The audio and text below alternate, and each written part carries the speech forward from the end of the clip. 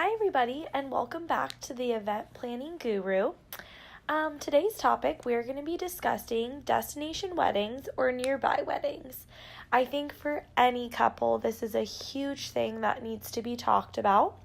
Whether that be a destination wedding of about, let's say, like 3 hours away from anywhere from overseas. I definitely think that the bride and the groom need to be on the same wavelength when it comes to this. There's definitely some questions you need to ask yourselves too, because with a wedding, you have to basically satisfy everybody. Yes, at the end of the day, this is you and your husband or husband and wife. This is your day, but you also have to consider all the guests that you will be inviting. So one of the first questions I would definitely ask yourselves would be, will your guests have enough time to travel? How long until your wedding?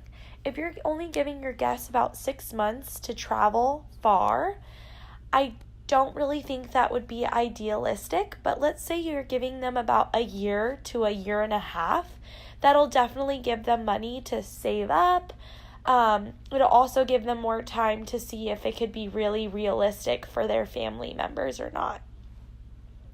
So basically asking yourself that question, you will either be getting most will or maybe not.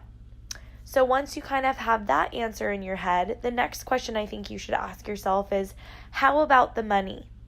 Where would you want to go? For example, my cousin just got married in Hawaii. Beautiful resort and everything, but unfortunately my family couldn't afford it since we're a family of 6. So definitely just thinking about the money, where you would want to go. Is this ideal for you and your spouse to afford something of this sort? That's definitely a huge thing. One of the answers that you could get from that is they'll be fine or not all of them. And at the end of the day, it just kind of depends how much you really care what guests come and which don't. Another question to ask yourself would be, how big of a group are we talking? Like, how many people are we really thinking we're going to invite? I know a lot of people, when they do have destination weddings, they usually close it off to very close family, friends, and also just relatives. But it's always different in every scenario. So really just figuring out how big of a group that you're really thinking about inviting to your wedding. That could be a very huge factor to consider. Especially, let's say you have 200 people on your list. Maybe you should consider doing a nearby wedding just so you can have all those loved ones celebrate you. If it's under 100, I definitely think maybe destination wedding could be something to consider. But like I said, if it's over 100, I do want to say maybe you should do a nearby wedding.